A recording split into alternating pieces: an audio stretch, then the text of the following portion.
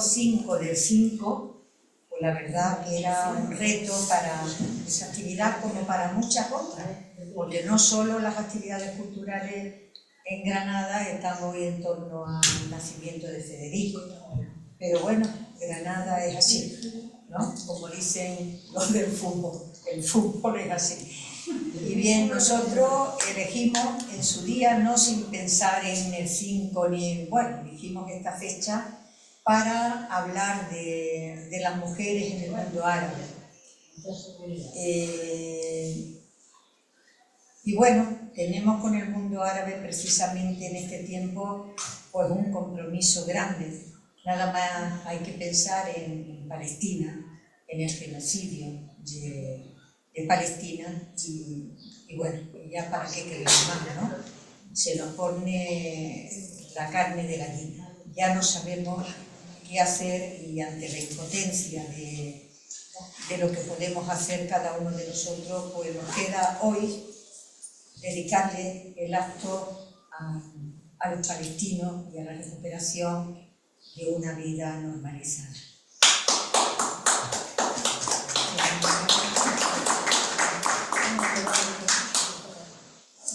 Bien, dicho esto, quiero presentaros a mi compañera de toda la vida, Caridad Ruiz de Almodóvar, profesora de la Universidad de Granada, como hemos sido desde aquel 1973, y perdón por nombrar la fecha, en la que los que nos matriculamos en filología semítica, ¿no? Se llamaba estudio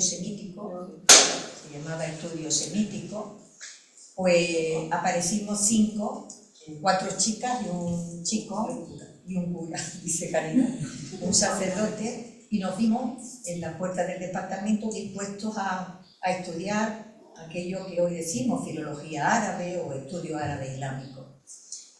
Yo trunqué mi vocación, que no era la de filología semítica, era otra. Pero bueno, a partir de ahí nos conocimos y desde entonces hemos convivido en un ambiente académico como ha sido la universidad hasta el día de hoy.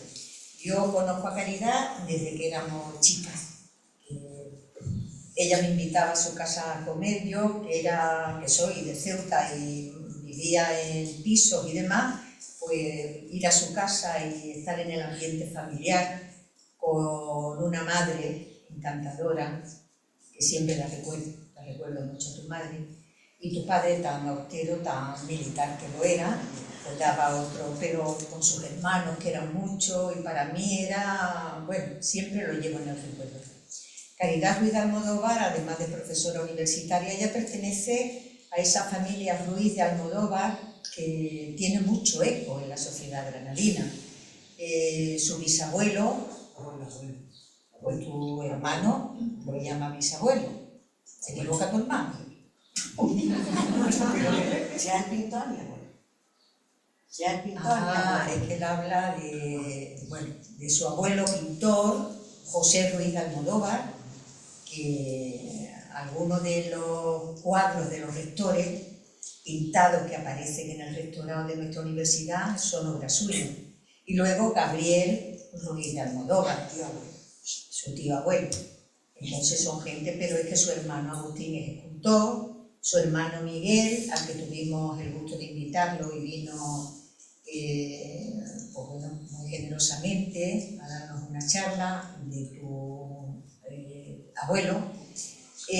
También ha creado en la Alpujarra, en Órgiva, un museo fantástico de recuperación también de la cuestión familiar y demás. O sea que Caridad pertenece a ese núcleo familiar muy conocido y reconocido. Y ella, pues, bueno, viniendo de ese ambiente, se metió en unos entresijos, en un departamento en el que, de otro tiempo, en el que nuestros profesores o eran sacerdotes o eran del bando que sabemos. Entonces, cualquier, digamos, actitud que se saliera de los cauces, pues llamaba mucho la atención. Ella se dedicó a las mujeres, al feminismo árabe, que no es poca cosa. Y bueno, su actividad investigadora ha sido en ese entorno. Su tesis doctoral fue sobre una mujer, una egipcia muy reconocida, el movimiento feminista egipcio, y a partir de ahí pues ella ha hecho muchos estudios, ha dirigido muchas tesis dentro de la sección de historia. Yo me quedé en la de filología y literatura, y ella pues bueno, ha sido un referente en la historia de los estudios árabe islámicos. Yo siempre digo, Caridad, y no sé si estás de acuerdo, que bueno, y tengo en mi cabeza a Beatriz, que Beatriz, tú y yo somos profesoras titulares de catedráticos, de alumnos catedráticos y de maestros catedráticos. Eso significa algo. No, que positivo, pero cuando salí de las oposiciones de titular, y que yo ya no me examino delante de 5 personas, y me presento delante de todos los calidad y también del esfuerzo de dirigir a tanta gente. Yo ya no me voy a una oposición. Bueno, digo, son elementos anecdóticos, académicos, que tienen su resonancia. Bien, ella es especialista, como acabo de decir, en historia de las mujeres, es autora de muchísimos trabajos, artículos, libros, ha participado en muchos congresos, ha impartido muchas conferencias, ha dirigido tesis doctorales muy variadas, teniendo en cuenta que en un departamento como el nuestro la actividad en este sentido siempre ha sido mucho más escasa en comparación con otros departamentos de un número mayor de estudiantes, etcétera, memorias de licenciatura, etcétera. Las publicaciones, bueno, tiene su historia del movimiento feminista egipcio, que ha sido un referente no solo para los alumnos, sino también para el profesorado. Yo cogía tu libro muchísimas veces y a los alumnos en la bibliografía básica siempre aparecía el libro de Caridad. Y bueno, como ella ha venido aquí a hablar de lo que nos va a hablar, yo le agradezco a Caridad porque ha tenido que venir desde lejos, no encontraba el sitio, y bueno, le agradezco su generosidad. Le recomendé o le dije de poner un mapa del mundo árabe, de los que estamos más acostumbrados a estos temas del mundo árabe islámico, y después de la experiencia con los estudiantes, lo primero que hacíamos en nuestras clases, yo creo que eso lo hacíamos en general tú, yo y el resto, es decir, vamos a partir de los conceptos. ¿Qué es el mundo árabe? ¿Quiénes son los árabes? ¿Quiénes son los musulmanes? Porque en ese batiburrillo de conceptos la gente no se entera de nada. Tanto más si bajamos, digamos, a lo que es la generalidad del personal, que no tiene por qué conocer esto en profundidad, y dar lugar a confusión. Y mucho más la confusión cuando hablamos de mujeres, ¿no? ¿Y cómo aquí llevan el velo? Eso todas, el burka lo llevan. No, oiga, es que esto viene y no hay manera de ir. Entonces le he puesto a Caridad de fondo este mapa que viene a decir los 22 países de la Liga Árabe. La Liga Árabe, así, países árabes son 22, y aquí están recogidos. Más abajo están las Islas Comoras, ¿vale?, que entran dentro de los 22. Desgraciadamente, aquí todavía figura, desgraciadamente no, aquí figura Palestina, que desgraciadamente ahora mismo es donde está Palestina. Y bueno, dejo esto aquí para que tengáis esto delante, y le doy paso a Caridad y a su conferencia Las mujeres en el mundo árabe, derecho de familia. Quiero decir antes que esta actividad está elaborada en colaboración con la sección de arabismo y de feminismo, ¿vale? Tienes la palabra, Caridad. Buenas tardes. Antes de empezar quiero aclarar que del mapa yo no voy a hablar para nada de Somalia ni de Djibouti, y las Islas Comoras, que esas que no aparecen tampoco. porque tienen otra historia totalmente distinta. Son países negros, tienen otra historia. Yo voy a hablar de todas estas que tienen una historia más similar porque pertenecieron al Imperio Otomano, pertenecieron casi todos a los turcos, luego fueron una ocupación por británicos, franceses, españoles un poquito, y Italia otro poco, y por eso me muevo ahí porque si no es imposible. Bien, hecha esta aclaración. Bien, hoy día las mujeres en todos los países árabes tienen derecho a estudiar, a salir, a estudiar, a trabajar, a participar en política. Todas las constituciones reconocen el derecho de igualdad entre hombres y mujeres y todos los códigos mercantil, penal y el otro, civil, penal y mercantil, reconocen tanto al hombre como a la mujer como sujeto de derecho. Bien, el tema es amplísimo. El cambio en la situación de las mujeres empezó en el siglo XIX, con el movimiento reformista, básicamente dirigido por hombres, realizado por hombres, y por un movimiento literario que sí participaron mujeres que no solo escribían y publicaban, sino que también crearon sus propias revistas. Bien, como es tan amplio, es imposible que yo hable de todo, he elegido unos cuantos acontecimientos en los que se logró un triunfo gracias a la actitud de las propias mujeres o del movimiento feminista. El primero de ellos fue el desprendimiento de los velos. Las mujeres no existían socialmente y cuando tenían que salir de sus casas, pues salían totalmente tapadas, tanto musulmanas como cristianas. Todas las mujeres árabes de principios del siglo XX tenían que salir totalmente tapadas para que no se les viera porque no existían socialmente. El triunfo fue obra de las propias mujeres que no esperaron que hubiera ninguna ley ni ninguna acción por parte de los gobiernos y se desprendieron por mujeres importantes, conocidas por ellas mismas o conocidas por su familia, para impedir que hablaran mal de ellas. Se desprendieron de los velos y poco a poco las fueron imitando el resto de la población. La primera mujer es Huda Sha'arawi, egipcia, que fundó la primera asociación feminista, la Unión Feminista Egipcia, que en 1923, a la vuelta de un congreso en Roma, junto a Sisa Nabarawi, bajaron del barco sin velo en la cara y poco a poco se fueron desprendiendo de todos los velos.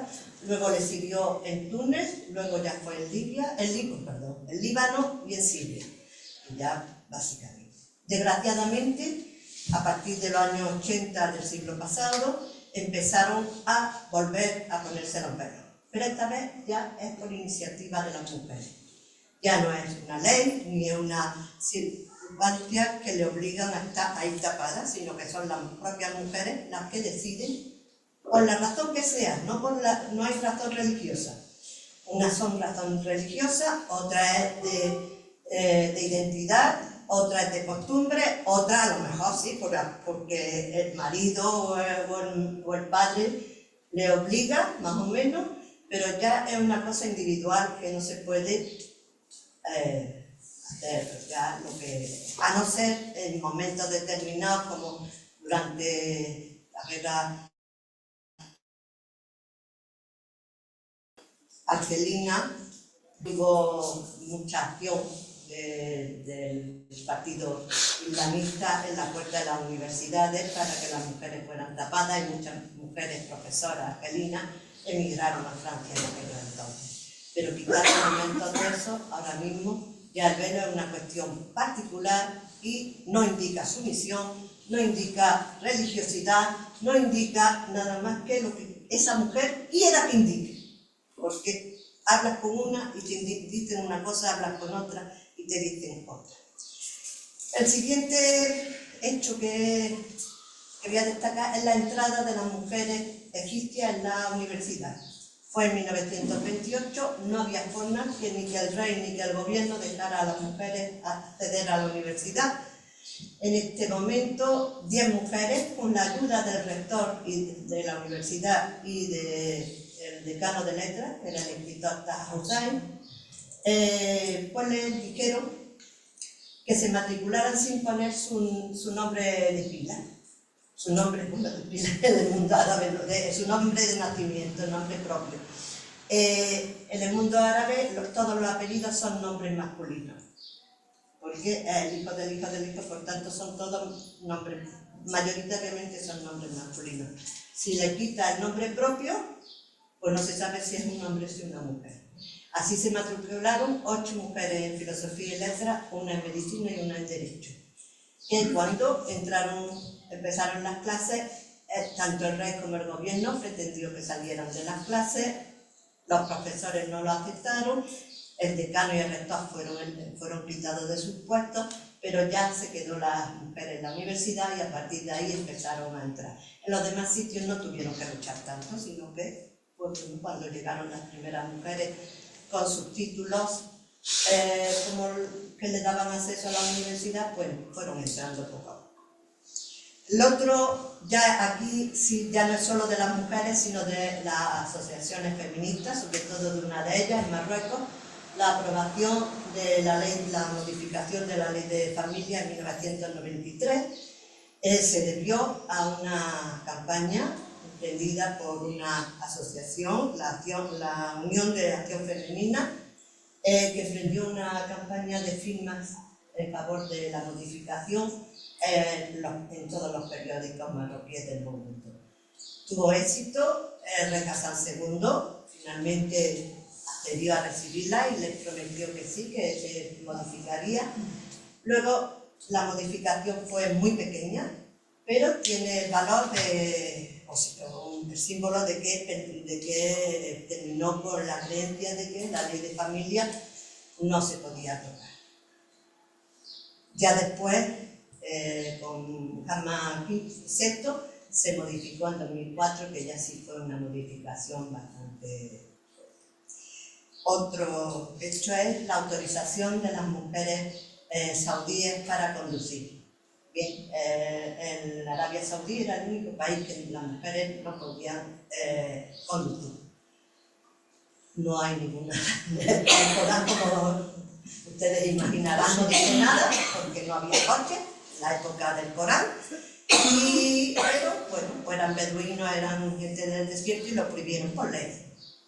Esto se debió, el éxito fue a una campaña realizada por varias mujeres que se atrevían a salir de sus casas conduciendo y se grababan hasta que eran cogidas, las detenían, las llevaban a comisaría y así, bueno, una vez y otra vez y otra vez, finalmente en el 2018 decidieron permitirles eliminar esa ley que prohibía a las mujeres conducir. Otro es la derogación de algunos de aquellos artículos de los códigos penales que permitía que el violador que se casaba con su violada no fuera a la cárcel. Eso también se está quitando en bastantes códigos y también se debe a la acción de las feministas. En Marruecos sé que fue a raíz de que una chica que la obligaron, bueno, que se casó con su violador y que se suicidó. A partir de ahí una gran campaña de manifestaciones y protestas y finalmente se modificó y creo que ahora mismo son 5 o 6 países los que ya lo tienen, lo tengo apuntado pero no me lo sé de memoria. Los países en los que sí han eliminado ese artículo del Código Penal. Y el último es la ampliación de las penas en los crímenes de honor. Bien, la sociedad patriarcal árabe consideraba o aceptaba que cualquier cuestión, cualquier acción de la mujer que fuera contra lo que ellos consideraban, aunque fuera simplemente una imaginación, un murmullo, ni siquiera fuera verdad, pues permitía matar al padre o al hermano, sobre todo matar a esa mujer. las penas eran ínfimas, eran 6 meses a lo mejor, 5 meses, ahora lo están elevando ya. Hay algunos países donde la pena es como un asesinato igual y da lo mismo que sea de honor o no sea de honor, o lo de honor eso es un destino. Bien, pues con todas estas, poquito a poco, yo he señalado estas, pero hay muchas otras, las mujeres han llegado a ser en la vida pública tener una casi igualdad, casi completa, aunque no total, pero todavía quedan leyes que discriminan a las mujeres o las olvidan. Una es la ley de nacionalidad, en la que es nacional el que nace de padre nacional. Hasta este siglo era en todos los países árabes. Ahora hay 5 países, Marruecos, Argelia, Túnez, Egipto e Irak, que han cambiado y ya han igualado a hombres y mujeres y ya son nacionales los que nacen de padre o madre nacional. Pero en los demás países, por lo menos hasta que yo me jubilé, no habían modificado ninguna de estas leyes de nacionalidad. Después no lo sé porque desde que me jubilé he dejado de mirar las leyes y he dejado de mirar todo. Es la primera vez que me pongo a hablar de esto después de haberme jubilado en el 2020. Por tanto, no puedo decir. Y ya paso a la ley principal o la ley que hace que todavía se mantenga la discriminación de las mujeres y que hace que muchos derechos que tienen las mujeres pues a lo mejor no las puedan ejercer, y es las leyes de familia. Los países árabes, todos ellos son confesionales, o sea, tienen el Islam como religión oficial del Estado. El único que hay una pequeña diferencia es Túnez, que ponía que en vez de ser la religión oficial de del Estado, es la religión de los tunecinos. Y Líbano, que, bueno, pues todas las confesiones, porque Líbano es un país que se creó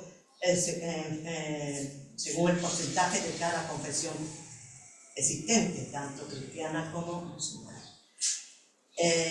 Por tanto, todas las leyes de familia en los países árabes no están dentro del Código Civil como aquí en España. O sea, la ley que regula el matrimonio, la ruptura del matrimonio, filiación, herencia y testamento, aquí en España y en los países no confesionales se encuentran dentro del Código Civil. En los países árabes es una ley aparte porque el Código Civil es de derecho positivo y la ley de familia es una ley que, aunque no se puede decir que es derecho islámico porque son leyes que han elaborado los parlamentos de cada país y se han introducido muchos principios de derecho positivo, pero sí tiene un trasfondo y un principio en derecho islámico. Bien, pues ya una vez que he hablado de ese paso a los hechos principales de las leyes de familia. En el matrimonio, todas las leyes de familia siguen manteniendo la definición de derecho islámico, que es el contrato entre un hombre y una mujer con el objeto de crear una familia bajo las directrices del esposo. Tan solo ha habido 2 modificaciones, en Marruecos en el 2004 y en Arabia Saudí en el 2022, en el que ya dice que la protección de la familia corresponde a ambos cónyuges. Es la única modificación que se ha producido en lo que es la definición. Para que el matrimonio sea válido, todos los códigos establecen que tanto el hombre como la mujer tienen que tener capacidad legal. La capacidad legal, empezamos, antes era muy pequeña, antes eran pues niñas, sobre todo niñas, porque los hombres tenían que tener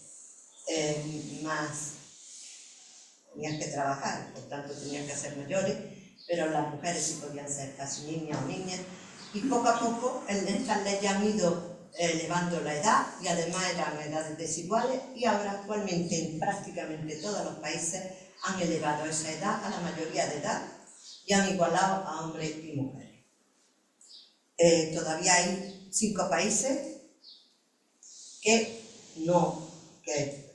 no han igualado la edad y que requieren una edad menor que la mayoría de edad. O sea que, pero vaya, son 17, 16, no son muy bajos.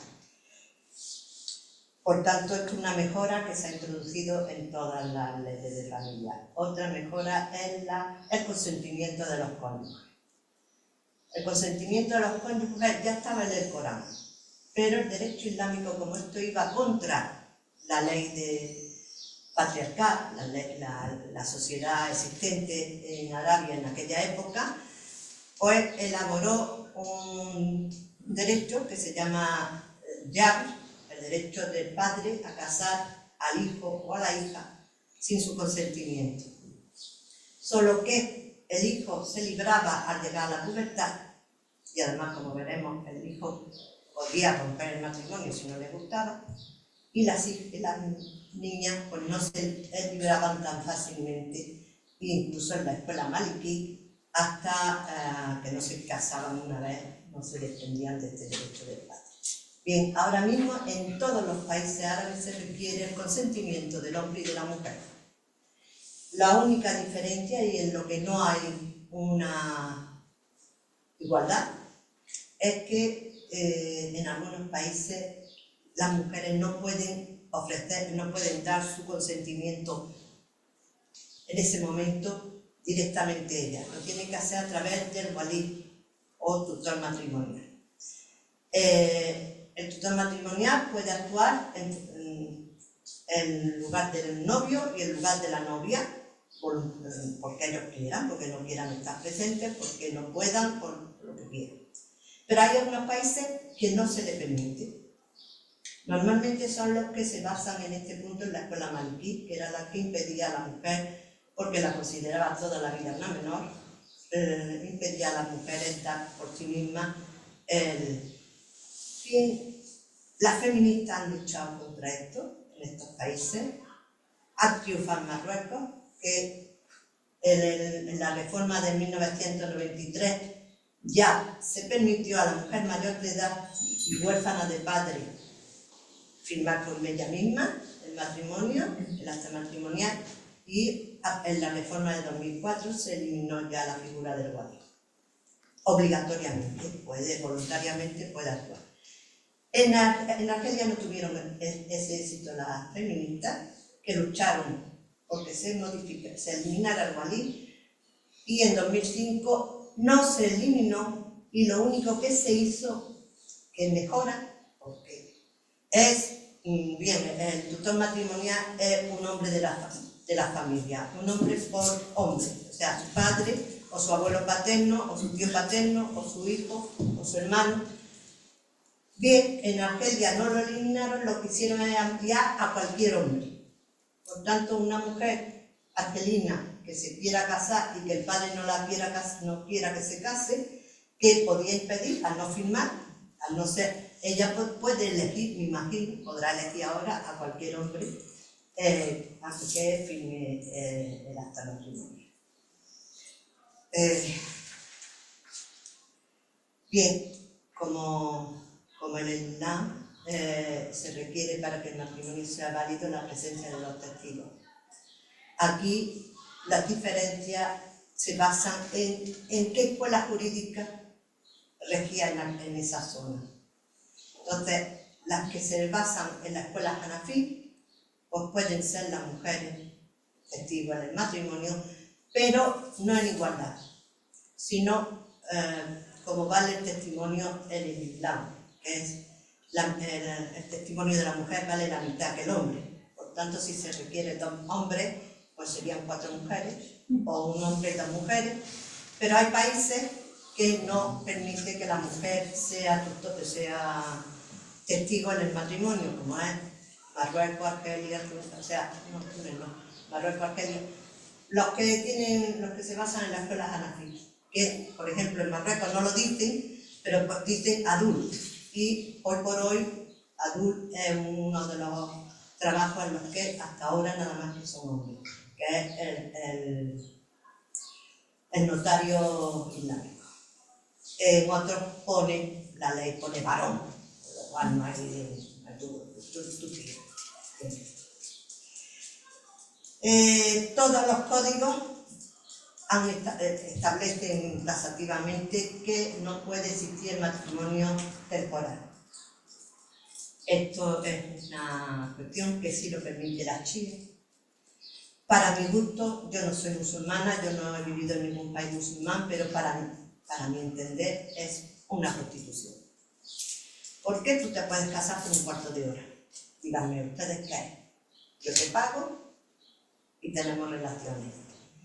Como no se permite la prostitución en estos países, pues entonces le quitaron el matrimonio temporal, que tiene otras normas, pero que lo principal es que le tienen que dar la dote al momento de celebrar el matrimonio, por lo cual es el pago por ese, y puede ser un cuarto de hora, 10 minutos, un año, pues lo que le venga bien.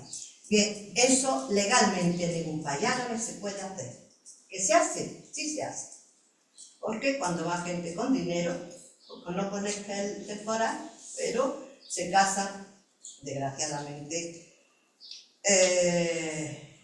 los árabes de la península de Arabia tienen mucho dinero y van a los países árabes que no tienen tanto dinero, y entonces, pues, durante el tiempo que están allí, pues idean esas formas de tener relaciones sexuales y que no los metan en la cárcel, no los hagan. Una mejora que se ha incluido en todas las leyes también, y que las feministas, las primeras feministas, por lo menos las que yo estudié en mi tesis, le decían a las mujeres que hicieran antes de que estuviera en la ley egipcia, es la inclusión de cláusulas del contrato matrimonial. A través de esta inclusión, esto lo recogía la escuela Hanbalí, pero la escuela Hanbalí es la menos extendida en el mundo árabe, pero ahora mismo está en todas las leyes de familia. Por ella, la mujer puede evitar que el hombre se case con otra mujer mientras esté casado con ella. No le puede prohibir que se case con otra, sino que se case con otra mientras esté casada con ella. O sea, no estar en un matrimonio polígamo. Puede imponer que se le permita estudiar, trabajar, salir sola, viajar con su hijo, todo eso lo puede poner. Desgraciadamente, repito mucho desgraciadamente, pero es que la ley es una cosa y después lo que hacen las mujeres o lo que hace la sociedad es otra. Y hay mujeres que no lo ponen pues, por susto a perder un marido, por susto a que le vengan ya otros con menos dinero, o con menos condiciones, y no lo han usado muchas veces. Actualmente, que yo sepa, hay países donde el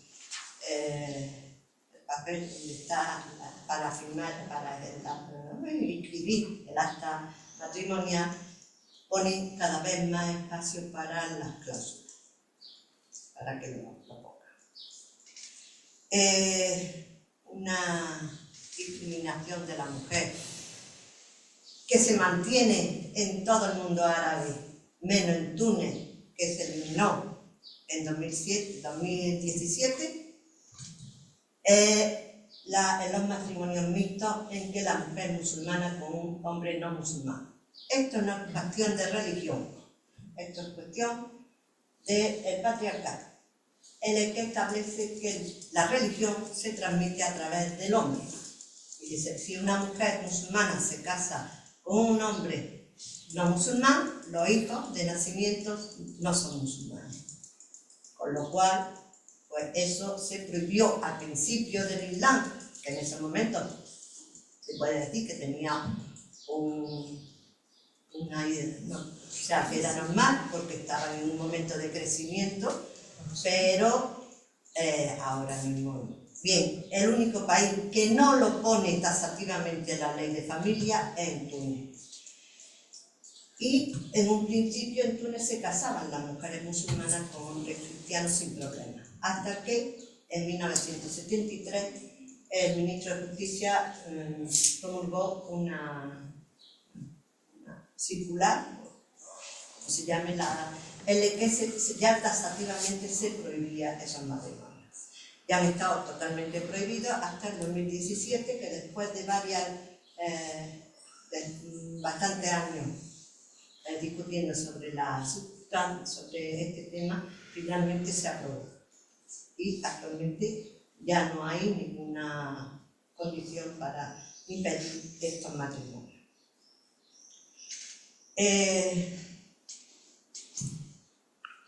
Otra cuestión que regula las leyes, el plazo legal de espera, el AIDA,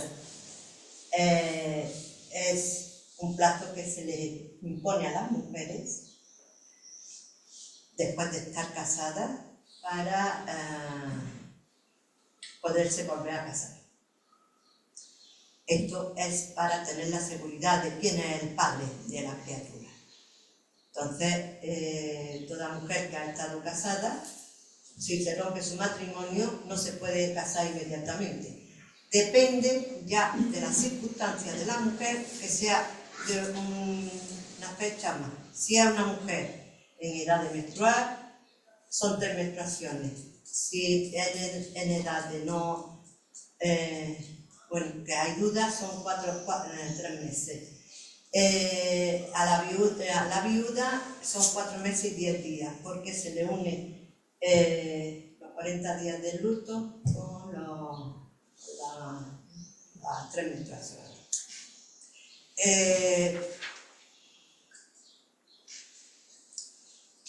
Bien, pues estas son las cuestiones principales que hay que tener en cuenta a la hora de firmar un contrato matrimonial para que sea válido. Bien, como todo contrato, pues tiene unos derechos y unos deberes, tanto para ambos cónyuges como para uno de ellos, para otro. Yo he reseñado los más conocidos. El primero es la poligamia, que es el derecho del hombre a casarse con más de una mujer al mismo tiempo, claro. El único país que lo ha prohibido totalmente es Túnez. Túnez lo prohibió desde el principio, desde que se promulgó la primera ley de familia. Los demás países cada vez le van poniendo más dificultades. Por ejemplo, una de las cuestiones que es en casi todas las leyes ahora es que todas las mujeres tienen que dar su consentimiento. Por tanto, pues eso ya hace que muchas no puedan casarse. Otro es el económico, evidentemente, la educación de las mujeres cada vez más, el conocer cada vez las mujeres más sus derechos, todo eso, la posibilidad de que lo incluyan en las cláusulas, hace que la poligamia esté muy dificultosa ahora mismo practicarla en los países árabes, pero lo pueden practicar. Y frente a esta posibilidad que tiene el hombre de tener un surtido, pues la mujer tiene que guardar totalmente fidelidad a su marido. Otro derecho y deber, también muy desnivelado, es la obediencia de la esposa al marido. Este derecho, que ahora mismo se ha eliminado en 3 países, Marruecos, Argelia y Túnez, permite al hombre, pues, prohibirle a la mujer derechos que tiene ya. Por ejemplo, le puede permitir no estudiar, le puede permitir no salir, prohibir no salir, no trabajar. Si ella no se ha guardado la espalda y no lo ha anotado en el acta matrimonial, no lo ha puesto como cláusula, y el marido es un hombre del Cromañón, pues puede prohibirle estudiar, trabajar, salir, etcétera, etcétera, etcétera, porque tiene la ley de su mano, menos en los 3 países que he dicho que ya está eliminado el derecho de obediencia. La dote es un derecho de la mujer.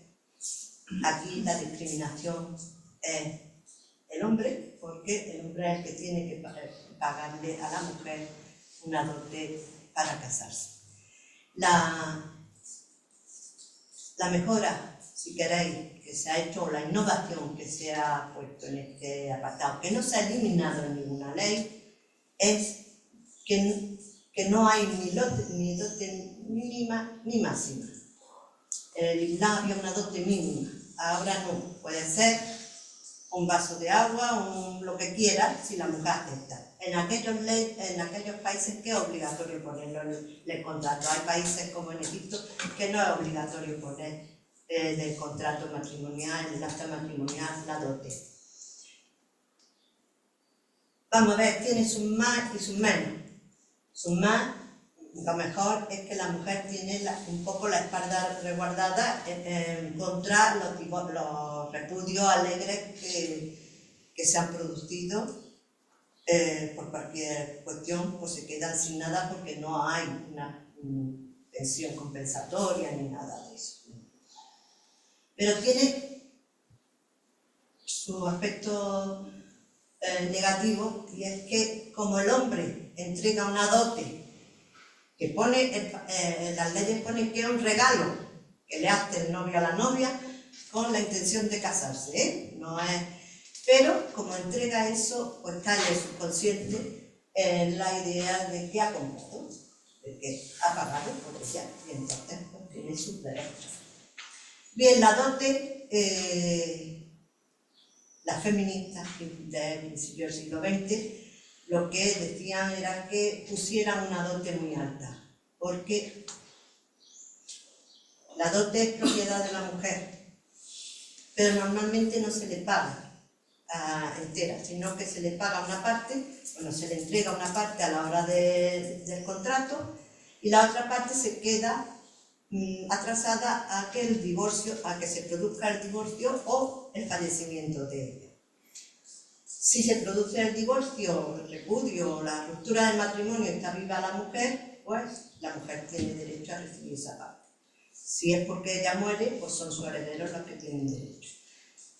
Entonces se pedían que ampliara mucho porque así aseguraba que el hombre, pues no, por una trivialidad no iban a repudiar a la mujer, sino que iba a ser ya por cuestiones más serias. Pero también, claro, hace que dificulte el matrimonio. Por ejemplo, Burguiba, presidente tunecino, ante esta situación, pues pidió a las mujeres que rebajaran las dotes para impedir, o sea, para que no impidiera los matrimonios. Sí. Bien, pues igualmente este derecho, bueno, como ya lo he dicho, mantiene en el subconsciente la idea de posesión. Otro derecho de la mujer que también es desigual y que también tiene su aspecto positivo, su aspecto negativo, es la manutención. La esposa tiene el derecho a ser mantenida desde que se casa hasta que se separa. Por tanto, es un derecho de ella y un deber del marido.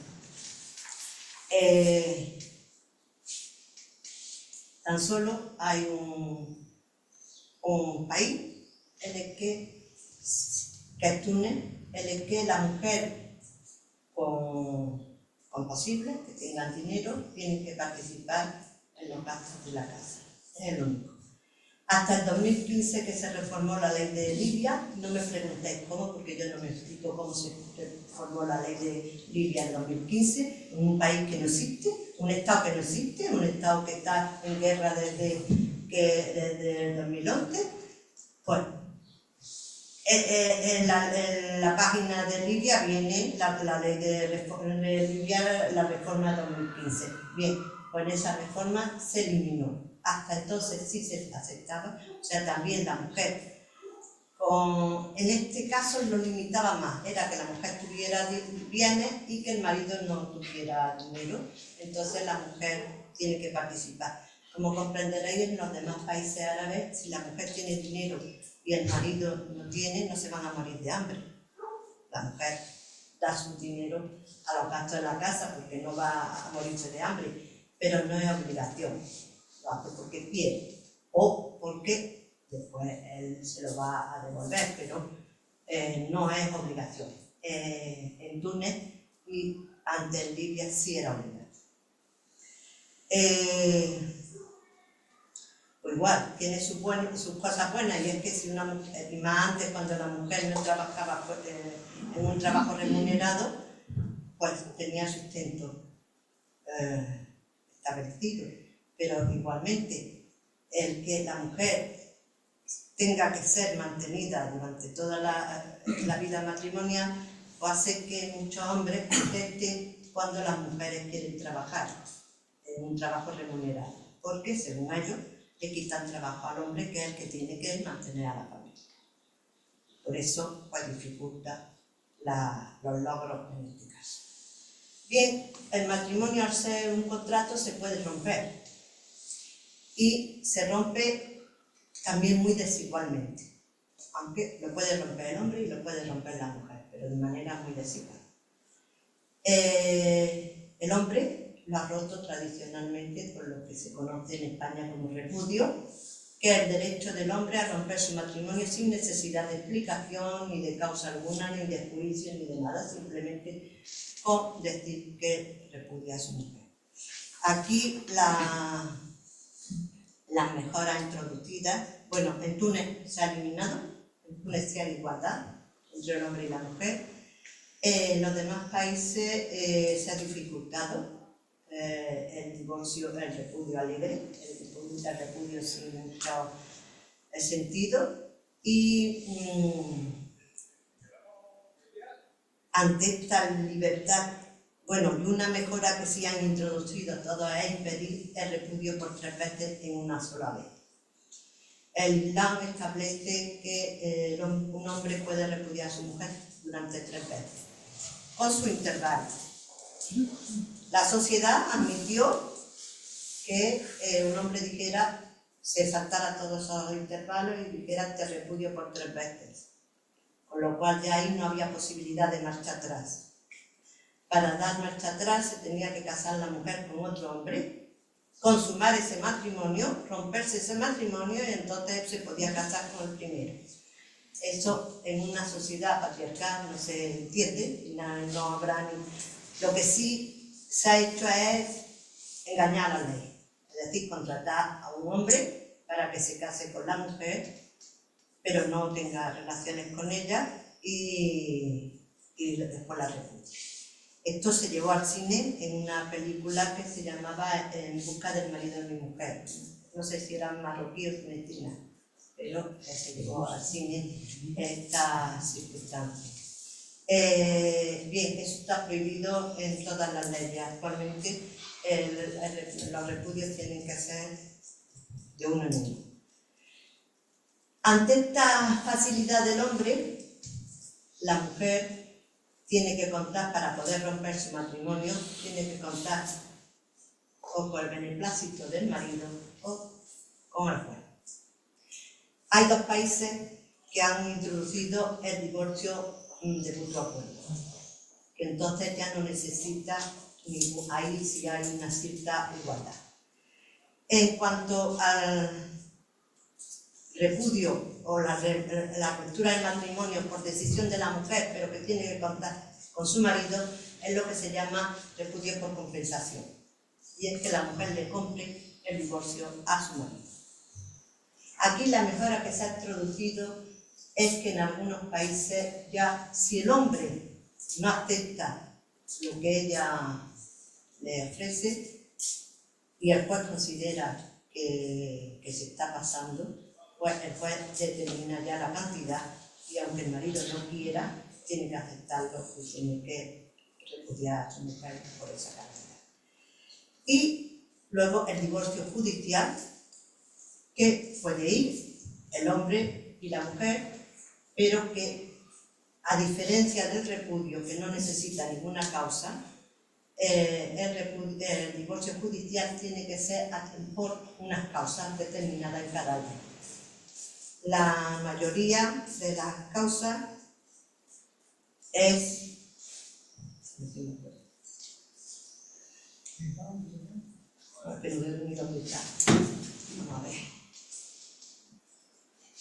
Que el hombre esté enfermo, que no pueda tener relaciones sexuales, o que sea malo para la mujer, que lo encarcelen por más de 3 años, al año de estar encarcelado puede la mujer pedir el divorcio, que la maltrate, de palabra o de hechos, y por perjuicio. También, que no le pague la manutención. Por todas esas causas la mujer, pero tiene que demostrar ante el juez que es verdad lo que dice, con lo cual pues, muchas veces es difícil. Bien, de este matrimonio, no sé cómo vamos de tiempo, de este matrimonio, bueno, pues los hijos, la filiación es el primer derecho de los hijos, de todo nacido, y es hijo legítimo el que nace en un matrimonio, pero en un tiempo mínimo o un tiempo máximo. Con lo cual, todas las leyes han eliminado lo que en el derecho islámico se llama el niño dormido en el útero de la madre. Práctica que me imagino que se elaboró para impedir los asesinatos, los crímenes de aquellas mujeres que, habiendo estado casadas, pues ya no lo estaban y se quedaron embarazadas. Entonces idearon, yo creía al principio de leer sobre el niño dormido, creía que eran supersticiones, hasta que me lo encontré en derecho islámico. Pues es que el niño lo engendró el marido, pero se durmió en el útero y de buena primera empezó a crecer y ya no. Esto las escuelas jurídicas, pues unas establecen unos años, otras otros años, pero desde los 2 años que en la escuela Hanafi, que es la que menos, o hasta no sé si 6 años en la escuela Maliki, bueno, eso está prohibido. Ahora, es hijo legítimo el que nace a los 6 meses como mínimo del contrato matrimonial y como máximo a 1 año de la última vez que tuvieron relaciones esa pareja. Menos en Argelia, que es 10 meses, y en Yemen, que es 9 meses. Los demás son 1 año. Bien, los hijos tienen derecho a ser mantenidos y los padres y los hijos tienen deber de mantener a los padres. En este caso, no por los... Bueno, los hijos se libran cuando tienen un trabajo, las hijas, en casi todas las leyes, cuando se casan. Por tanto, una mujer puede estar toda la vida dependiendo de un hombre, o bien del marido, del padre o bien del marido. En cuanto a la obligación de los hijos de mantener a sus padres, no es ni por si es más mujer o hombre, sino es por los bienes que tengan cada uno. El que tenga más tiene que aportar más que el que tenga menos. Los niños tienen derecho a la custodia. Es un derecho, la custodia es un derecho básicamente femenino, porque en una sociedad patriarcal, ¿quién lava a un niño? ¿Quién le da de comer? ¿Quién lo acuesta? A la mujer. Lo que han hecho las leyes actuales es elevar el derecho de custodia por parte de las mujeres. Ahora bien, la mujer, para mantener el derecho de custodia, tiene que cumplir unos requisitos que le significa privarla de su libertad de elección o de movimiento si quiere seguir viviendo con su hijo. Por ejemplo, no se puede casar con un hombre que sea extraño al hijo, no puede vivir en un sitio que fuera del tutor o que él le dificulte al tutor ejercer su tutela, etc. Bueno, las mujeres cristianas pierden la custodia cuando los niños son muy chicos, en unos países a los 5 años y en otros países a los 7, porque se entiende que ya en esa edad los hijos pueden entender y pueden la madre enseñarle su religión y no la de su padre. Finalmente, la tutela del menor es una cuestión masculina. No existe ni tutora hasta hace muy poco, que 3 países, Marruecos, Argelia y Túnez, permiten que las madres sean tutoras de sus hijos, pero a falta del padre, es decir, que al padre se le incapacite o que muera, si no es el padre el primer tutor. En los otros países, si el padre muere o se le incapacita, es un varón o varón, es decir, el abuelo paterno, el tío paterno, etcétera, etcétera. Y finalmente termino con el derecho de herencia, que es el único tema en el que no ha habido ninguna reforma desde el Corán y que hoy por hoy las mujeres heredan la mitad que el hombre en su mismo grado de parentesco y condición, es decir, el viudo hereda la mitad de los bienes de su mujer, la viuda hereda un cuarto de los bienes de su marido si no tienen hijos. Si tienen hijos, el viudo hereda un cuarto y la viuda hereda un octavo. Hay solo dos modificaciones en el tema de la herencia, pero son mínimas. Y es en Túnez y en Irak. Que las hijas, en Túnez la hija y la nieta, y en Irak la hija, en caso de no tener hijo varón, figuran como si fueran ellas un hijo varón. ¿Por qué? Vamos a ver. Las hijas tienen su legítima. Su legítima, que es la cantidad X. En cambio, el hijo tiene todo lo que tenga el causante después de repartir las legítimas.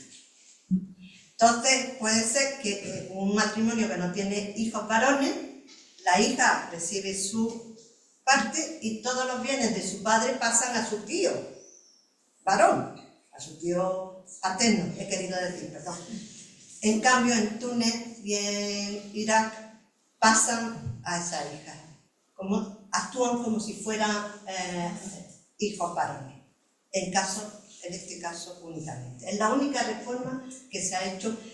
Se está discutiendo en Túnez, antes de yo jubilarme, en 2020 ya se estaba discutiendo la modificación de la herencia. Y en Marruecos lleva un año, pero todavía en ninguno de los dos países se ha promulgado ninguna reforma. Es más complicado porque aquí el Corán lo dice taxativamente, lo dice, no hay interpretación como en otras cuestiones. Y nada más, creo que corrió ya demasiado, ¿no? Muy bien,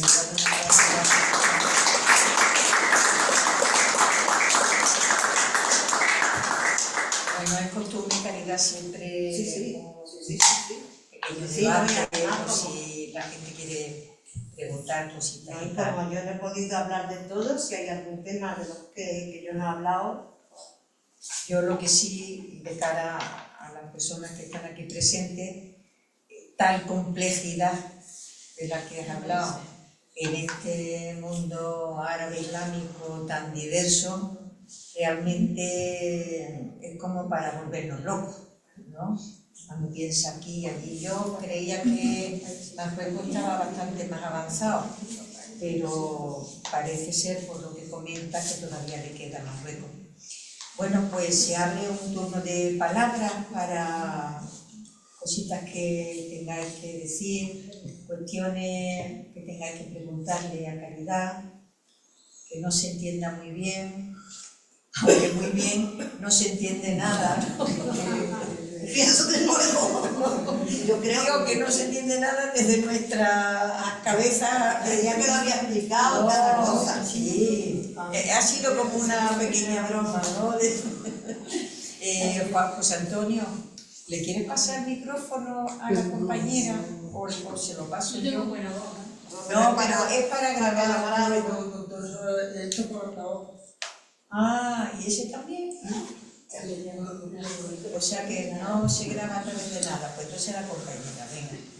A ver, Isabel. La famosa primavera árabe ha cambiado un poco el tema en estos países o la cuestión legal ha seguido exactamente igual o incluso peor en algunos de ellos.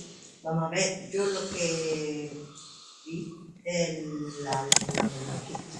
en Egipto mejoró en un principio. Mejoró según, si tú te pones el plano democrático. Si tú te pones el plano ideológico, no. El plano democrático, por primera vez en la vida en Egipto, ganó unas elecciones libres un no militar. Y no uno impuesto que nada más que pudiera, pero era hermano musulmán. Y entonces, los hermanos musulmanes, no, hay que acabar con ellos, golpe de Estado. Bien, ¿a qué se acogieron para el golpe de Estado? A las mujeres, el cuerno. Le dieron el golpe de Estado porque no gobernaban los militares y porque no estaban controlados por Estados Unidos, porque controle a los militares de Egipto. La ley, yo traduje yo he traducido y está publicado, la Constitución, una adenda, una comparación de la ley antes de la primavera árabe, la de Morsi, y la de después de la primavera y la de Al-Sisi. Bueno, pues son prácticamente iguales. Tú, Al-Sisi dice que se permiten las manifestaciones, que se permiten ¿y cuánta gente está metiendo en la cárcel en Egipto porque están en contra de Al-Sisi? Bien. Así que yo no te sé decir, porque no soy politóloga, pero democráticamente mejoraron. En Marruecos, en Túnez también. Después también han retrocedido. En los demás países, desgraciadamente, se han convertido en guerras civiles. En Siria ha durado hasta hace poco y a saber, porque yo no creo que esto controle, esto se mantenga mucho tiempo. En Libia, ahora mismo es un estado inexistente, está dividido en dos trozos. En Yemen, pues están los hutíes dando bombazos y dando... o sea que a partir de la primavera, pues yo creo que volvió a lo mismo, más o menos, o peor. Pues me parece a mí que fue como una ventana que se abrió la esperanza y que se cerró enseguida, ¿no? Luego hay muchos trabajos, lo que pasa es que yo ya me pilló de retirada, pero hay muchos trabajos también de cómo a las mujeres sufrieron en las manifestaciones, en la huelga y todo eso de violaciones, de todo.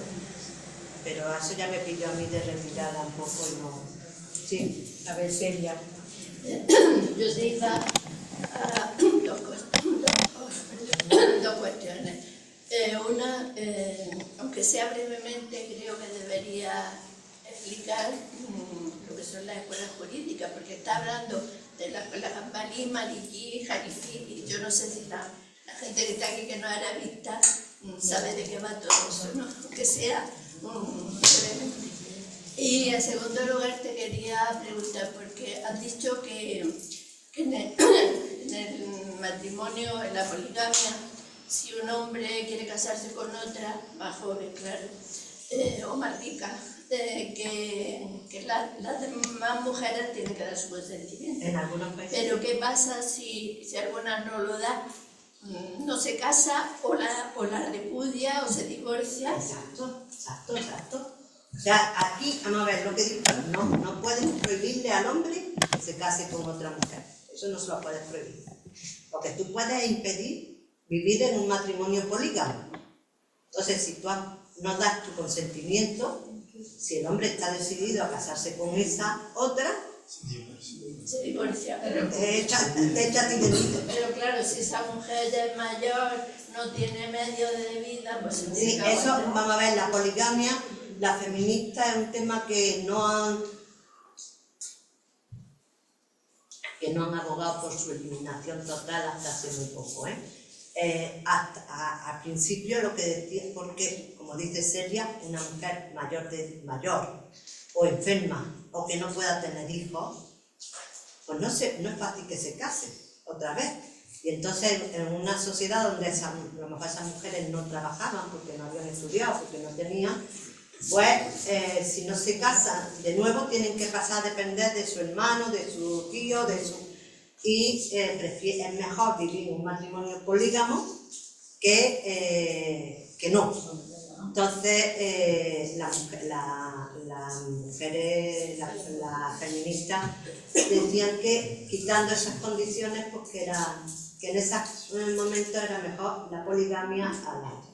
La escuela jurídica, pues yo no sé, el Corán, pues lo estudian, lo interpretan, lo exegetan a lo largo de los siglos y crearon, el Islam se dividió muy pronto en dos grandes grupos, los suníes y los chiíes.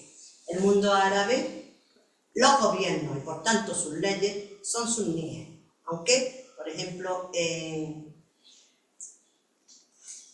Irán. No, Irán no es árabe. No, ya lo sé, pero No, es de los Emiratos, Qatar creo que es, el que es mayoritariamente chií, la población mayoritariamente chií, y de hecho creo que es qataré, si no es otro de los Emiratos, creo que no, que es Qatar.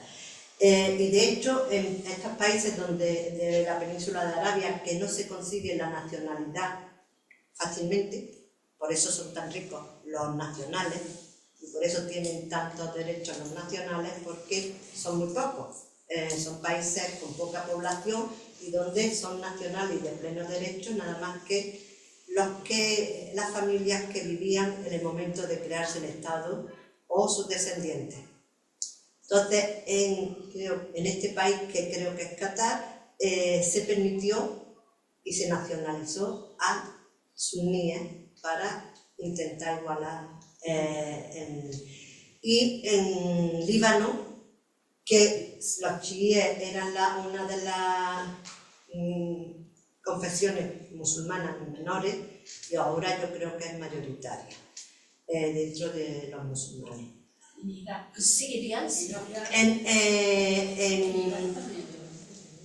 Siria lo que pasa es que gobernaban los que son muy minoritarios, los alawíes, que es un grupo dentro de los chiíes, pero muy minoritario. Pero la ley es suní, el gobierno era suní. En Irak también tienen una mayoría chií, pero la ley, hasta Saddam Hussein, que es la ley que tienen, es suní. Lo que pasa es que actualmente en Irán hay problemas, porque los chiíes querían que se eliminara la ley de familia, no lo consiguieron en un momento dado y querían que se gobernaran por derecho islámico directamente. Y lo que se ha hecho a partir de 2005, cuando se obtuvo la independencia, cuando se fueron las tropas invasoras, fue que ya ahora cada uno puede hacer lo que quiera, o elegir por la ley del Estado, que es suní, básicamente, o por la shia, o por la judía. Y bien, pues dentro de los países árabes, dentro de la sunna, la jurisprudencia o la interpretación del derecho se hizo a través de escuelas jurídicas, que son las 4 escuelas que he ido nombrando. Son la Maliki, que es el norte de África, y el Andaluz fue Maliki. La Hanafi, que es la que adoptaron los otomanos, y como los otomanos gobernaron o ocuparon casi todo el mundo árabe, pues la mayoría de los países árabes, quitando los del Magreb, se basan en la escuela Hanafi. La Shafi'i, que se centra básicamente en Egipto, pero que no está en la ley de familia porque es Hanafi. Y la Hanbali, que básicamente es Arabia Saudí. Son las diferencias. Pues yo sé las diferencias en lo que me toca a mí, porque yo no he estudiado Derecho Islámico antiguo. Yo el que me sé el contemporáneo, en la ley de familia, es las pequeñas modificaciones que le he ido diciendo. Por ejemplo, el testimonio en la Hanafi, la mujer puede dar testimonio en el matrimonio, en la Maliki no. En la Hanafi la mujer puede casarse por sí misma o a través de su tutor matrimonial, en la malquí no, tiene que ser tutor matrimonial. El derecho del hijab en la Hanafí duraba hasta la pubertad, como en el caso de los hombres, en la otra escuela duraba más tiempo. El niño dormido también, en la Hanafí son 2 años, en las demás escuelas son más años.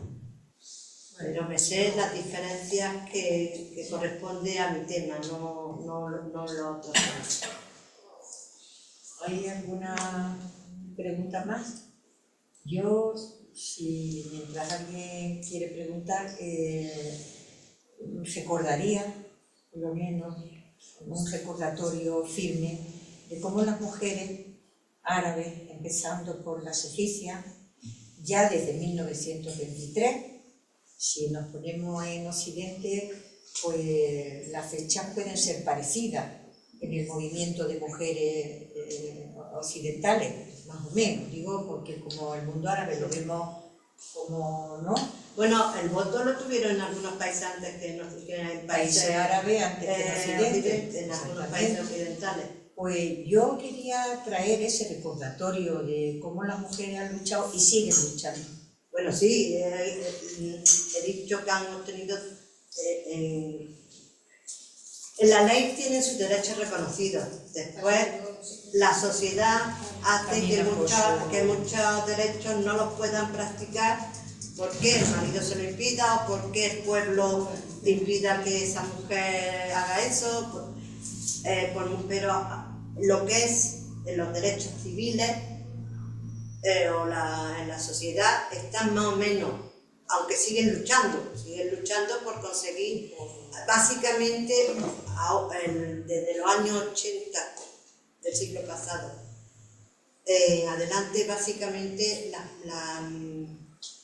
el movimiento feminista se ha centrado bastante en la ley de familia, porque ya tener conseguido los derechos a la educación, al trabajo cualificado y a la política, pues se han centrado más en las leyes de familia, en la reforma de las leyes de familia, y de hecho se han reformado muchas leyes a partir de final del siglo pasado, principio de este, y en las leyes contra la violencia contra las mujeres, o sea, las leyes contra los códigos, las penas a las violaciones, a los... En Marruecos habría que recordar también que Mohamed VI, en su gobierno, ahora mismo no sé cómo anda la cosa, pero introdujo bastantes mujeres en el gobierno, quiso dar a él ese alarde de modernidad. Hay muchos más países que han tenido mujeres antes que en Marruecos. ¿Sí? En Marruecos, aunque tiene la mujer los derechos, hay países en donde las mujeres no han tenido que luchar por conseguir los derechos políticos, sino que se les otorgó desde la independencia, desde que el hombre podía votar, la mujer también. Por ejemplo, en Marruecos, aunque la mujer tenía los derechos políticos reconocidos, no es hasta 1993, si no me acuerdo, cuando entran 2 mujeres en el Parlamento. 2 mujeres en el Parlamento. Y ministras, pues ha habido ministras desde con Nasser, que hago ministra en Egipto, hay muchas menos. En muchos países hay una ley de una cuota para incentivar la participación de las mujeres en política. Y Marruecos la tiene aún. O sea, Marruecos, Egipto, Túnez creo que también. Hay varios países que tienen una cuota para incentivar la participación. Las asociaciones, el movimiento feminista empieza en Egipto. Bueno, el primero en Egipto, con Huda Sha'arawi, como un movimiento independiente. Desgraciadamente, los países árabes no han sido muy democráticos. Y aunque en sus constituciones se establezca la democracia, establece muy pronto el partido único. Con lo cual, al establecer el partido único prohíben las asociaciones que no pertenezcan a ese partido. Y por ejemplo, Nasser prohibió las asociaciones feministas, tuvieron que dejar de funcionar como asociaciones feministas y pasarse a ser o integrar la Unión Feminista Árabe del gobierno del partido en el poder, o hacer asociaciones de caridad. Y en Túnez pasó lo mismo, en Marruecos no pasó lo mismo, porque Marruecos es el único país del mundo árabe que nunca ha tenido partido único, porque por ley no puede haber partido único, y siempre hay pluripartidismo, pero la sociedad no estaba preparada y no votaban a las mujeres, por más que las mujeres se presentaban y que había asociaciones. Empezaron a tener mayor fuerza a partir de los años 80, ya digo que triunfaron con la reforma de la primera reforma de la Mudáwana. En Túnez ha habido mujeres desde el principio también, pero por ejemplo en Egipto le costó a Durriya Shafik, que es la mujer con la que yo empecé a hacer la tesis, pero a ser una persona que estuvo castigada por el régimen, no había mucha bibliografía, y entonces amplié a todo el movimiento feminista. Pero Durriya Shafik hizo 2 huelgas de hambre, porque Nasser no consiguió, bueno, primero el rey, y luego cuando el rey lo echaron, el gobierno tanto de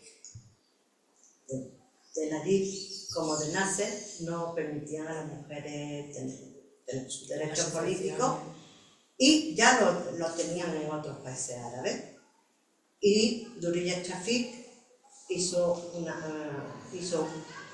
una manifestación que entraron en el Parlamento y 2 huelgas de hambre pidiendo los derechos políticos. La segunda la hizo ella sola, porque ya era contra Nasser. Nasser era un poder duro, fuerte, y ya no quiso que ninguna mujer la acompañara. La primera sí la acompañaron mujeres de la asociación, y en la segunda se encerraron en la embajada de la India, y Nehru intervino. Y gracias a la intervención de Nehru, Durriya Shafik no fue a la cárcel, pero fue condenada a reclusión en su casa. Esta mujer, que era una mujer muy activa, pues encerrada en su casa, además el gobierno hizo que nadie, bueno, le prohibió, su asociación la eliminó, prohibía a la gente que iba a verla, pues le hacía un 3er grado, con lo cual dejaron de ir a verla. El marido, que era abogado, pues también incidieron sobre él hasta que terminó, bueno, me imagino que por eso o por otras cuestiones, terminó divorciándose, y finalmente Durriya Shafik se suicidó en 1975. Cuando Nasser le vino bien, le entregó los derechos políticos, y no dijo que fue por gracias a las mujeres, sino por los cambios en la sociedad, no sé qué, para no darle su sitio a Durriya Shafik y a las mujeres que habían luchado por los derechos políticos en Egipto. En otros países no tuvieron que luchar, porque ya digo, se lo dieron. En Siria y en Líbano primero le dieron el derecho a la votación a aquellas mujeres que supieran leer y escribir, cuando a los hombres no se les exigía, y luego ya, pero a los pocos, al año, a los 2 años ya, los derechos políticos, y sin ninguna diferencia. Bueno, María Abril, te damos la última palabra ya, para que Caridad descanse. Pero también a la normativa, a la legislación respecto al velo, que aquí tenemos noticias de un país no árabe como Irán, que era obligatorio el velo, y ha habido una serie de años en que las mujeres y también algunos hombres iraníes han luchado contra esa ley de obligatoriedad del velo, y parece que se ha conseguido. Parece que ahora, yo he leído alguna noticia de Que yo sepa no, Pero que ha dejado de ser obligatorio, aunque hay 3 mujeres condenadas a la horca. que yo sepa no, Ah. pero que de 2020 estoy ya fuera de onda. Sí. En los países árabes, ¿cómo está la normativa? En los países árabes que no había normativa, era una costumbre social, por eso he dicho que las cristianas también tenían que taparse, y el único país que sí lo exige, y lo exige para todas, igual que Irán, es, igual que Afganistán, es Arabia Saudí. Arabia Saudí, que yo sepa, todavía lo exige. Y aunque, ¿cómo se llama el jugador ese de fútbol portugués que vive ahora en Arabia Saudí? ¿Y la mujer? Cristiano Ronaldo. Aunque las mujeres salgan en pantalones con el pelo, eso es porque están en unos objetos que son de los extradiados, que ahí sí pueden hacer lo que quieran. Pero que yo sepa, hasta hace nada, ya te digo que desde el 2020 no sé, pero antes no, incluso nosotros íbamos y lo primero que te tenías que poner es la raya. Es el único sitio donde está prohibido por ley.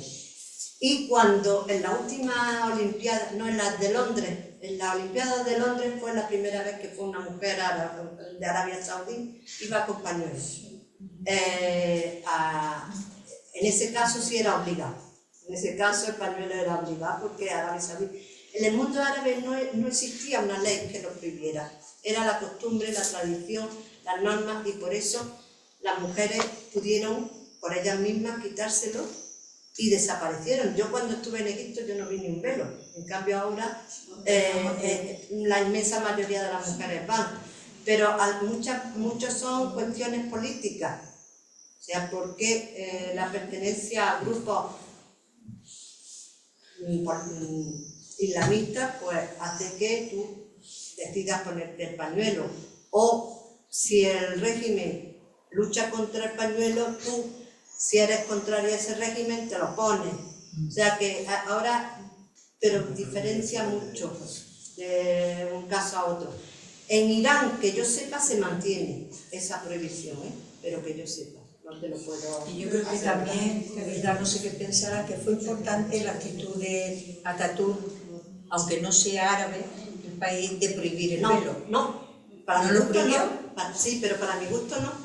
Vamos a ver, Atatürk y el primer Pahlavi lo prohibieron por ley. Sí. ¿Qué pasó? Que las mujeres que no estaban mentalizadas Se lo pondrían. era como si la desnudaran en la calle.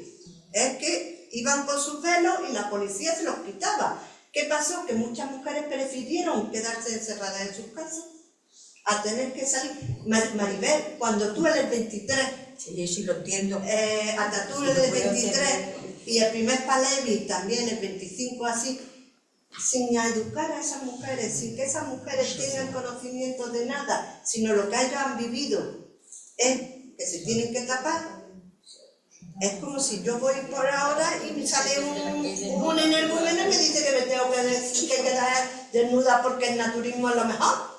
Pues yo la verdad, a lo mejor me quedo en mi casa, porque me acuerdo por la situación que tengo yo ahora, de ir enseñando lo que voy. Bueno,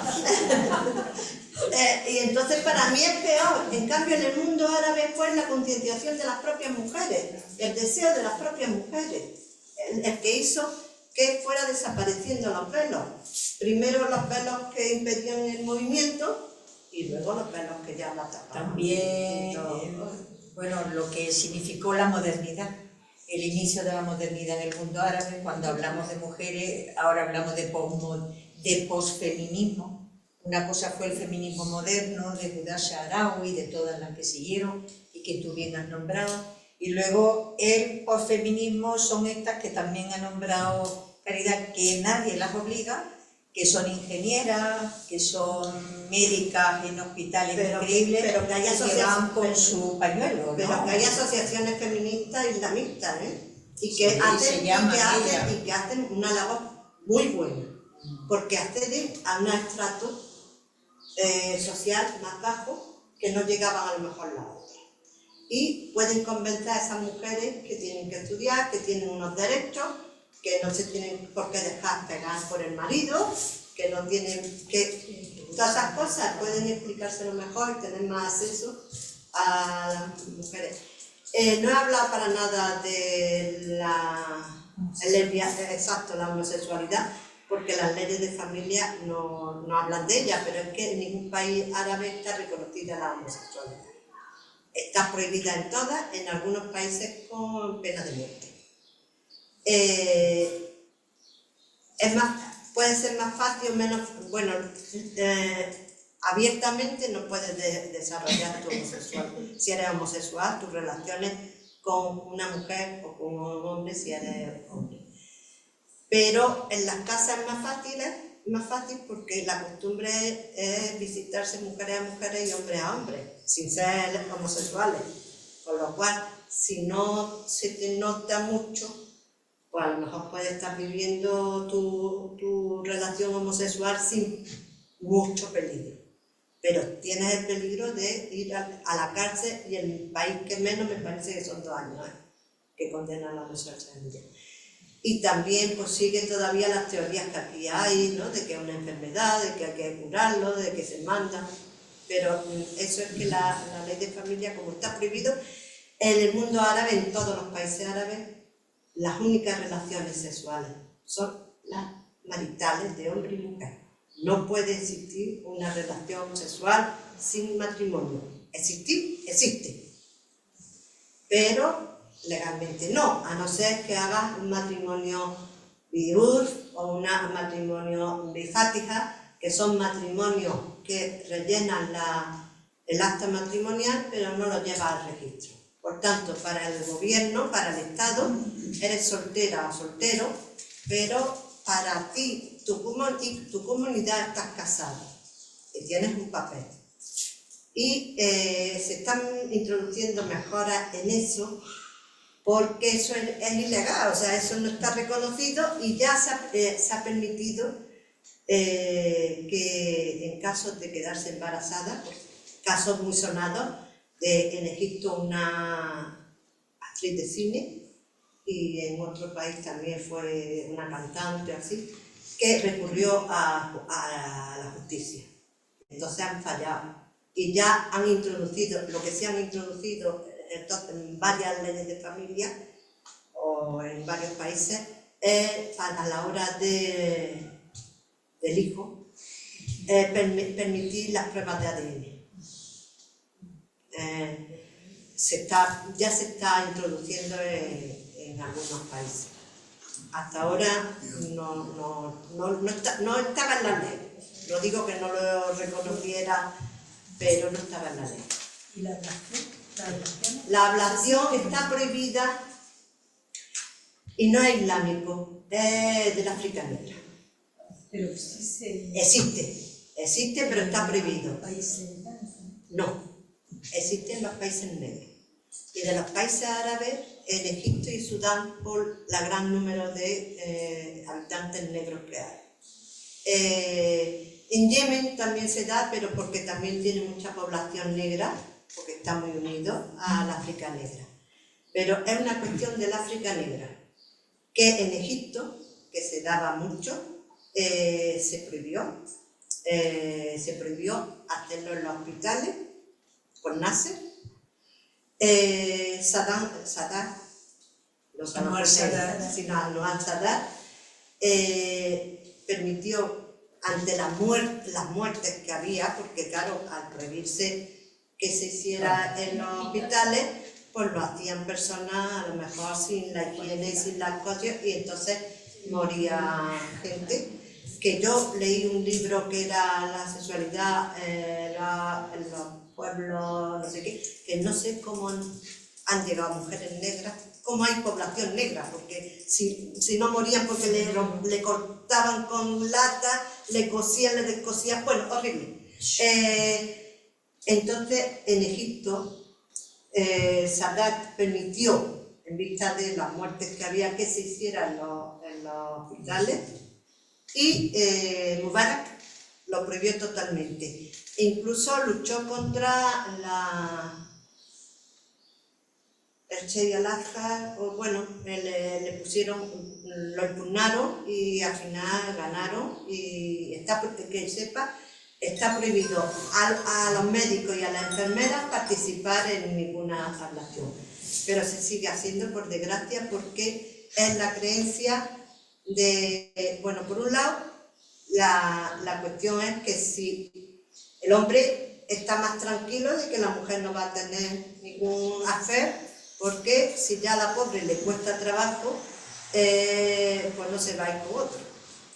Y luego, pues hay otras teorías, pero eso, claro, yo es que no he estudiado muy a fondo eso porque no está regulado, pero hay teorías, he leído yo, de algunos que consideran que esos son más de Sudán, más los negros sudaneses. ¿Musulmanes? Sí, claro. Son de... Bueno, o no. ¿O no? O no.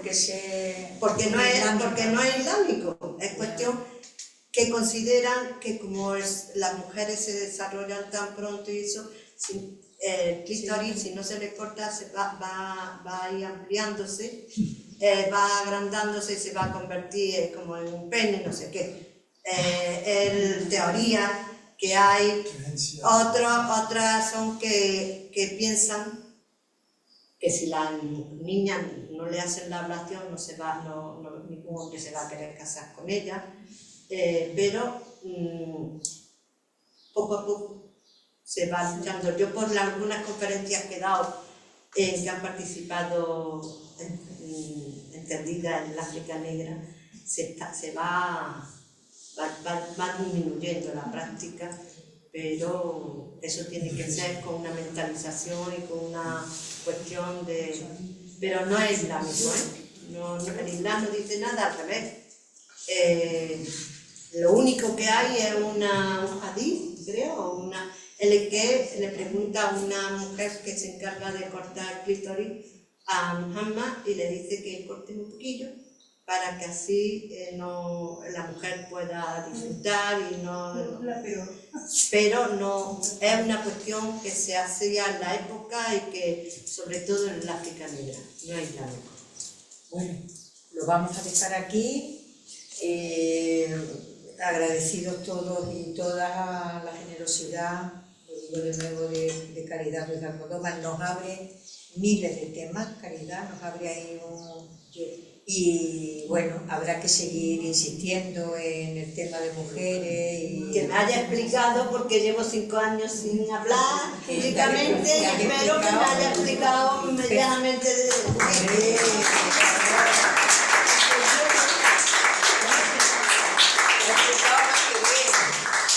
hasta el punto de que, bueno, se nos abre un mundo para seguir indagando en este tema. Recordaros que en octubre también una actividad dentro de la sección de arabismo y feminismo va a venir a hablarnos Hala Shadid.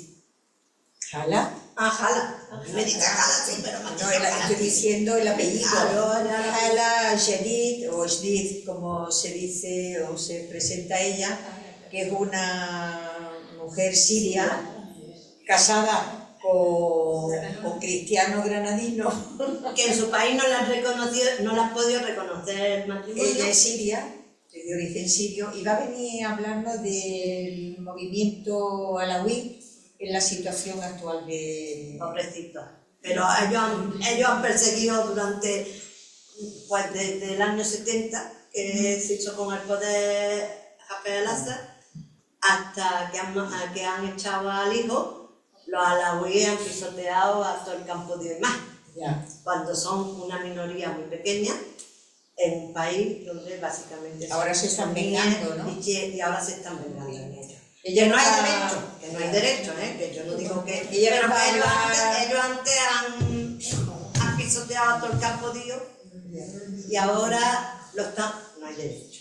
Pero sí, ahora están persiguiendo. Ella va a hablar desde las voces femeninas, desde las voces de mujeres, así que en octubre la tenemos apalabrada para que venga a hablarnos. Estás invitada y por supuesto a participar Yo es siempre que tú quieras. En las mujeres que he leído en Siria no te dicen nunca si son, así como las libanesas sí te dicen que si son maronitas, o son suníes, son drusas, o son chiíes. En las sirias, por lo menos las biografías de sirias que yo he leído, no te indican si son suníes, De una alawíes, o por lo menos las que yo tengo constatadas no indican. Bueno, su pues religión. ya veremos cuando nos vengas a hablar de nuevo. Y bueno, propuestas hay para hablar de nuestros temas. Hay una sesión en el Ateneo de Arabismo. En la comisión tenemos a Celia del Moral, que siempre le digo, cuéntanos a ver qué podemos hablar del ándalo clásico, de la literatura, o bien de lo contemporáneo, que también hay mucho que saber.